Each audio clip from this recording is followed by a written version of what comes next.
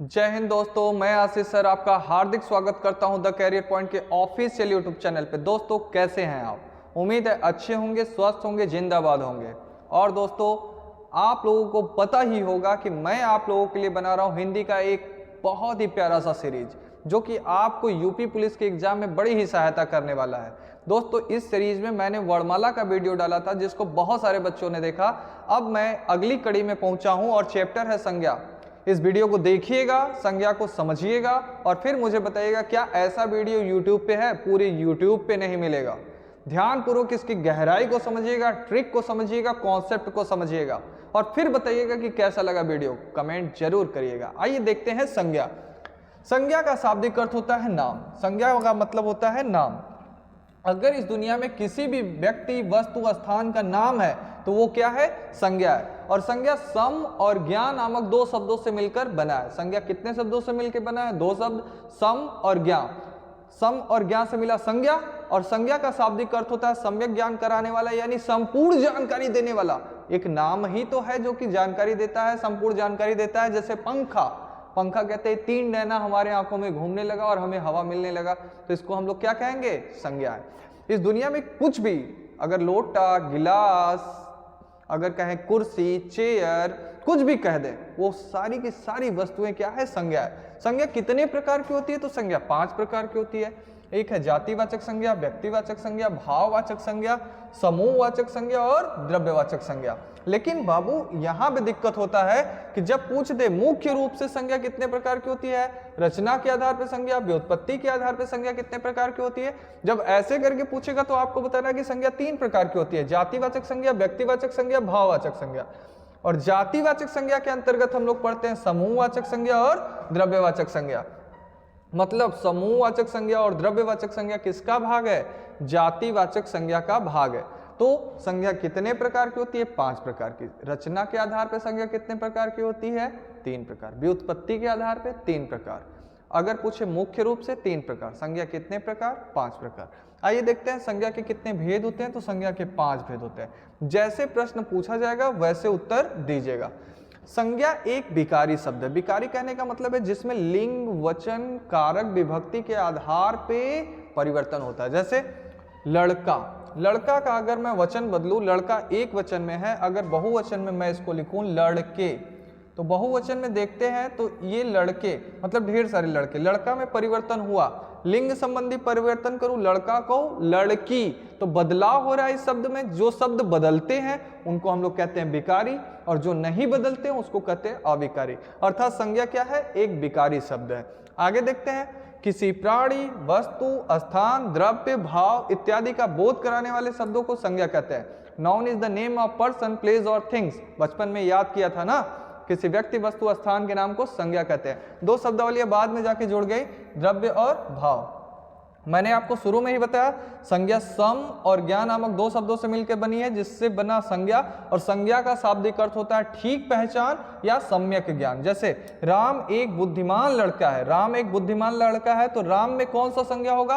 राम है व्यक्तिवाचक संज्ञा, एक नाम है। और बालक क्या है? बालक है जातिवाचक संज्ञा। ऐसी शब्दावलियां जिससे संपूर्ण जाति का बोध होता है उसे हम लोग कहते हैं जातिवाचक संज्ञा। बालक कहते हैं इस दुनिया के सारे बालक उसमें समाहित हो गए, इसलिए बालक है जातिवाचक संज्ञा। और राम है, बालक है जातिवाचक और राम है व्यक्तिवाचक संज्ञा। आइए देखते हैं हम लोग। उसने सोने की अंगूठी पहन रखी है, रही नहीं, पहन रखी है। तो सोना क्या है? संज्ञा है। अंगूठी क्या है? संज्ञा है। तो सोना क्या है? सोना तो होता है धातु और धातुओं में होती है द्रव्यवाचक संज्ञा। अंगूठी क्या है? अंगूठी है जातिवाचक संज्ञा। कोई भी वस्तु होती है तो वो जातिवाचक संज्ञा होता है। कोई धातु होती है तो वो समूहवाचक संज्ञा नहीं, द्रव्यवाचक संज्ञा होती है। कुछ बच्चे कह रहे हैं समूहवाचक संज्ञा, तो समूहवाचक संज्ञा नहीं होता है। धातुओं के नाम क्या होते हैं? धातुओं के नाम होते हैं द्रव्यवाचक संज्ञा। आइए देखते हैं हम लोग। उम्मीद है ये पूरी स्लाइड आपको अच्छे से समझ में आई होगी। अगर समझ में आई है तो अभी वीडियो को लाइक कर दो, वीडियो को रोको, लाइक करो, फिर देखना चालू करो। आगे देखते हैं हम लोग। आगे देखते हैं कि जयपुर राजस्थान की राजधानी है। अगर ऐसे उदाहरण दे के पूछे राजस्थान में कौन सी संज्ञा, तो राजस्थान में व्यक्तिवाचक संज्ञा। मोर भारत का राष्ट्रीय पक्षी है, तो राष्ट्रीय में कौन सी संज्ञा? तो राष्ट्रीय में कौन सी संज्ञा? आप बताइए कौन सी संज्ञा? राष्ट्रीय में जैसे भारतीय, मैं भारतीय हूं, एक भाव है। उसी तरह से मैं राष्ट्रीय हूं, एक भाव। तो राष्ट्रीय में कौन सी संज्ञा? भाववाचक संज्ञा। पक्षी में कौन सी संज्ञा? जातिवाचक संज्ञा। भारत एक देश है तो व्यक्तिवाचक संज्ञा। मुरादाबाद का है तो मुरादाबाद व्यक्तिवाचक संज्ञा है, लेकिन शहर का है तो जातिवाचक संज्ञा है। देखिए ध्यान पूर्वक देखिएगा, अयोध्या सरयू किनारे बसा है, अयोध्या व्यक्तिवाचक संज्ञा। अयोध्या जो है यह है व्यक्तिवाचक संज्ञा। ये सरयू जो है वो एक नदी का नाम है, व्यक्तिवाचक संज्ञा। क्रोध क्या है? क्रोध है भाववाचक संज्ञा। इंसान क्या है? जातिवाचक संज्ञा। पागल बना देती है, पागल क्या है? पागल है विशेषण, पागल है विशेषण। लेकिन अगर मैं इसको संज्ञा में बदलना चाहूं तो कैसे बदलूंगा? इसको बना दूंगा पागलपन। तो पागलपन एक भाव होता है। अब ये हो गया, पागल विशेषण होता है लेकिन पागलपन भाववाचक संज्ञा होती है। उम्मीद है सारी चीजें समझ में आ रही होंगी अच्छे से, और हम लोग एंजॉय भी कर रहे होंगे वीडियो को। अब मैं आपको बताने वाला हूं जातिवाचक संज्ञा से मैं शुरू करूंगा, क्योंकि आपने सोचा होगा कि सर आप शुरू करिए व्यक्तिवाचक संज्ञा से, लेकिन मैं शुरू करूंगा जातिवाचक संज्ञा के, क्योंकि यूपी पुलिस में 90% क्वेश्चन जो होते हैं जातिवाचक संज्ञा से बनते हैं। और अगर आपने भाववाचक संज्ञा और जातिवाचक संज्ञा को कंबाइन करके पढ़ लिया तो पक्का बता रहा हूं यूपी पुलिस का 1 नंबर फिक्स। अगर आप मेरे वीडियो को अभी बहुत अच्छे से देख लेते हो तो आपका 1 नंबर अभी फिक्स हो जाएगा। आइए देखते हैं जातिवाचक संज्ञा। जिन संज्ञा शब्दों से किसी व्यक्ति, वस्तु, स्थान की संपूर्ण जाति का बोध होता है उसे हम लोग कहते हैं जातिवाचक संज्ञा। जिसके जैसे और भी हो, जिसके जैसे और भी हो, जैसे गाय। गाय को देखेंगे तो कुछ लोग कहेंगे सर गाय तो व्यक्तिवाचक नहीं। गाय जैसे बहुत सारी गाय होती है, जैसे देसी गाय, जर्सी गाय, साहिवाल गाय। तो गाय जिसकी बहुत सारे रूप हों तो उसको हम लोग क्या कहेंगे? उसको हम लोग कहेंगे जातिवाचक संज्ञा। जैसे मैंने लिया है उदाहरण में, आप लोग देखिएगा ध्यान से, हम लोग बारी बारी से देखते हैं और ध्यान से यहीं पे से क्वेश्चन बनते हैं। जैसे पशु पक्षियों का नाम आ जाए और आपसे संज्ञा पूछे कि बैल में कौन सी संज्ञा, घोड़ा में कौन सी संज्ञा, तोता में कौन सी संज्ञा, मैना में, चील में, मतलब किसी पशु पक्षी का नाम देके पूछे संज्ञा, तो आप क्या बताएंगे? जातिवाचक संज्ञा। संबंधित पदों के नाम जैसे भाई, बहन, डॉक्टर, वकील तो बार बार आता है। डॉक्टर, वकील, अध्यापक, लेखक, प्रधानमंत्री। देखो यूपीएसआई में पूछा हुआ था, प्रधानमंत्री में कौन सी संज्ञा? जातिवाचक संज्ञा। वस्तुओं के नाम क्या होते हैं? जातिवाचक संज्ञा। जैसे मकान, कुर्सी, मेज, पुस्तक, राज्य, नगर, पेड़, पौधे, फल, नदी, पर्वत, फूल, ये सब क्या है? सारे के सारे क्या है? जातिवाचक संज्ञा के उदाहरण है। आगे हम लोग देखते हैं, जैसे बहुत ही महत्वपूर्ण खोज के लाया हूं, देखिएगा ये भूकंप में लोग अक्सर पूछते हैं कि कौन से संज्ञा, तो भूकंप जितनी प्राकृतिक तत्वों के नाम होते हैं वो भी होते हैं जातिवाचक संज्ञा। जैसे बिजली, वर्षा, भूकंप, आंधी, तूफान, ज्वालामुखी। जैसे गांव के जो मास्टर लोग होते हैं ना, भूकंप, बिजली, आंधी, तूफान पूछ करके अपना टेलर बनाते हैं। आज से टेलर नहीं बनाएंगे, क्योंकि आपने सीख लिया कि प्राकृतिक तत्वों के नाम क्या होते हैं? जातिवाचक संज्ञा। आइए जातिवाचक संज्ञा में विशेष चीजें देखते हैं कि ये विशेष में कैसे पूछा जाएगा। कभी कभी क्या होता है ना कि व्यक्तिवाचक संज्ञा का प्रयोग जातिवाचक संज्ञा के रूप में किया जाता है। जैसे एक मैं लेता हूं, जैसे इसको समझाता हूं। हमारे देश में जयचंदों की कमी नहीं है। हमारे देश में जयचंद अगर एक नाम होता तो ये होता व्यक्तिवाचक संज्ञा, लेकिन यहाँ पे कहा गया है कि जयचंदों की कमी नहीं, मतलब जयचंद एक धोखेबाज था। तो ये कह रहा है कोड वर्ड में कि हमारे देश में धोखेबाजों की कमी नहीं, मतलब जयचंद जैसे तो बहुत पड़े हुए हैं। जो जब एक से अधिक लोग एक जैसे हों तो वहां कौन सी संज्ञा? जातिवाचक संज्ञा। उसी तरह से कह रहा है हमें, जैसे दूसरे को मैं समझाता हूं, हमें भारत में जयचंदों पर कड़ी नजर रखनी चाहिए। हमें भारत में धोखेबाजों पे, विश्वासघात वाले लोगों पे कड़ी नजर रखनी चाहिए। हमारे देश में हरिश्चंद्रों की कमी नहीं है, सच बोलने वालों की कमी नहीं है, ये कह रहा है। उसी तरह से ऊपर के उदाहरण भी हमने लिए हैं कि जब एक के जैसे कई लोग होते हैं तो वो क्या, वो कौन सी संज्ञा की ओर इंगित होता है? वो होता है जातिवाचक संज्ञा। उम्मीद है ये पूरा स्लाइड आपको समझ में आया होगा। बिजली, वर्षा, भूकंप, आंधी, तूफान, ज्वालामुखी जैसी कठिन शब्दावलियों को भी आपने समझा होगा कि ऐसी शब्दावलियां अगर पेपर में आ जाए तो वो क्या होगा? जातिवाचक संज्ञा। आइए आगे देखते हैं ध्यान से। यहाँ हरिश्चंद्र व्यक्तिवाचक संज्ञा होते हुए भी क्या है? जातिवाचक संज्ञा के रूप में प्रयोग हुआ है, जिसको मैंने एक्सप्लेन किया। आइए देखते हैं हम लोग व्यक्तिवाचक संज्ञा।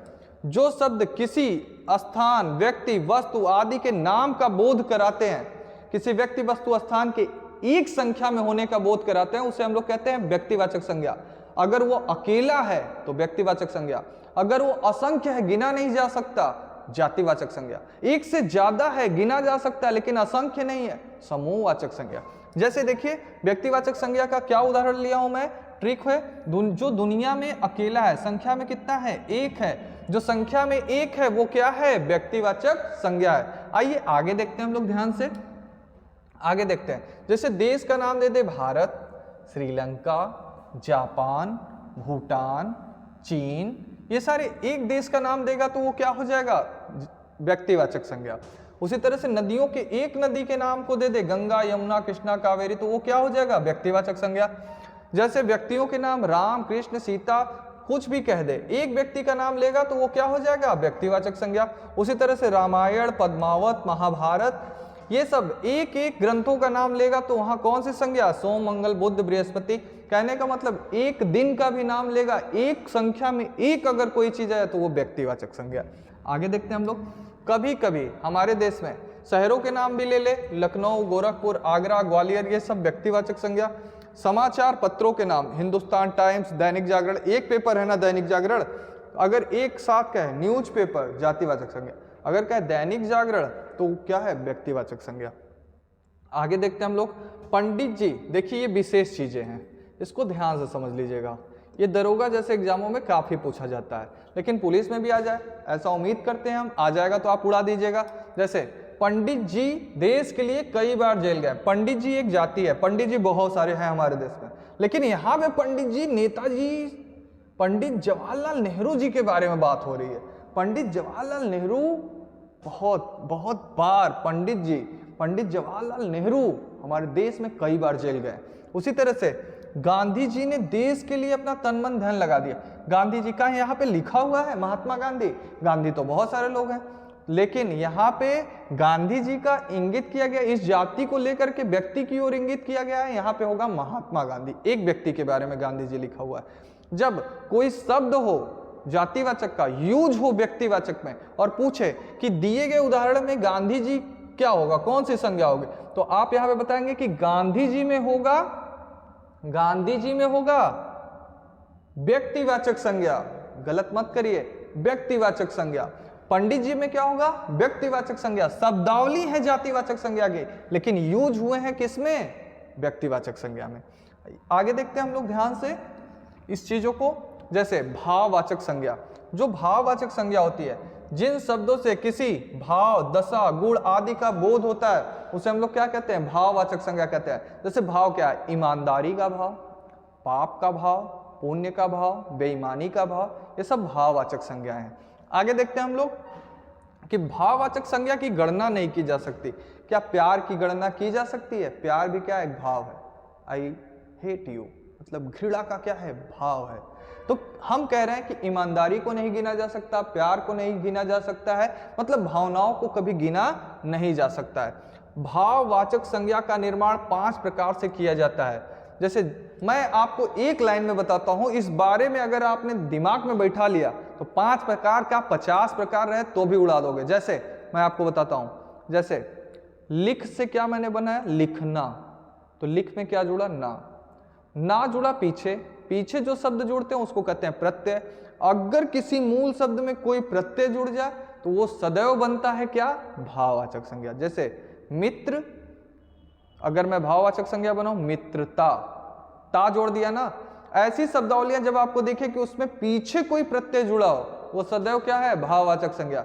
5 प्रकार से 50 प्रकार से बने, सदैव उत्तर भाववाचक संज्ञा। वैसे मैं आपको बता देता हूं, जैसे यहां देखिए जातिवाचक संज्ञा से भाववाचक संज्ञा। यहां देखिए मित्र से बना मित्रता, मित्र क्या है, जातिवाचक संज्ञा, इसको मैं भाववाचक संज्ञा में बना रहा हूं मित्रता। ता जोड़ दिया ना पीछे यानी प्रत्यय, पीछे से कुछ जुड़ा यानी प्रत्यय। जब किसी शब्द में प्रत्यय जुड़ जाएगा वो क्या बन जाएगा, भाववाचक संज्ञा।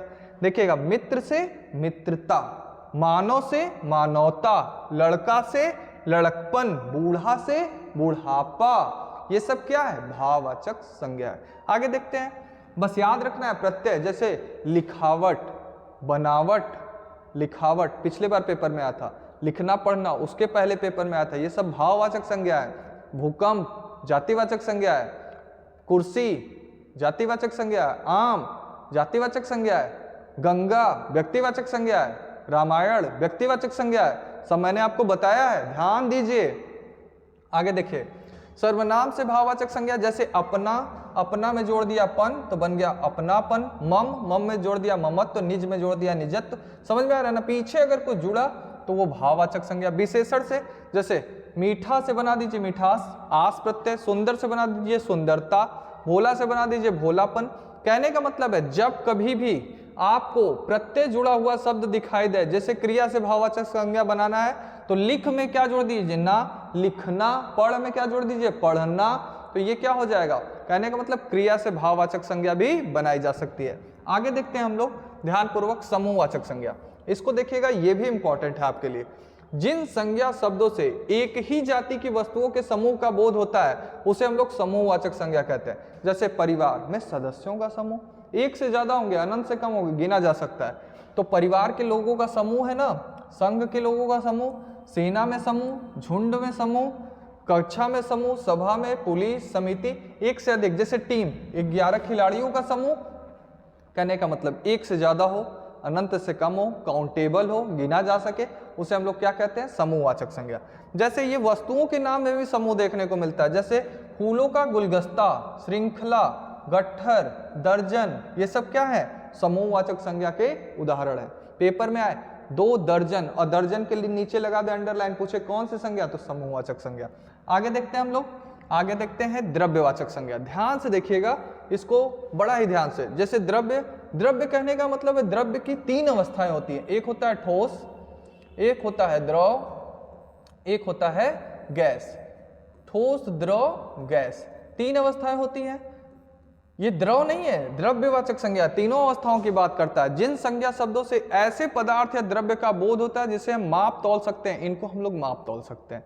कहने का माप तौल सकते हैं परंतु गिन नहीं सकते, उन्हें हम लोग क्या कहते हैं द्रव्यवाचक संज्ञा कहते हैं। डिफिनीशन कितना प्यारा लिखा है बाबू, ध्यान से पढ़ो, क्लियर हो जाएगा। जैसे उदाहरण में मैंने लिया है सोना, सोना को गिन सकते हो, तौल सकते हो ना। चांदी, सोना, चांदी, लोहा, पीतल, धातुओं के नाम शुरू में ही बताया था ना, धातुओं के नाम जो होते हैं, जैसे सोने की अंगूठी पहन रखी है, शुरू में बताया था, याद करो, द्रव्यवाचक संज्ञा।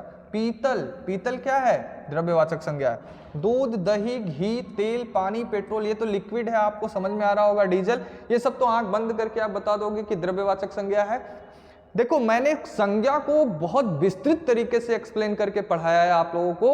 उम्मीद है कि वीडियो बहुत ही अच्छा लगा होगा। अगर अच्छा लगा है तो वीडियो को लाइक करें, एक प्यारा सा कमेंट करें और अपने 5 दोस्तों को शेयर करें और हमारा मनोबल बढ़ाएं। धन्यवाद दोस्तों।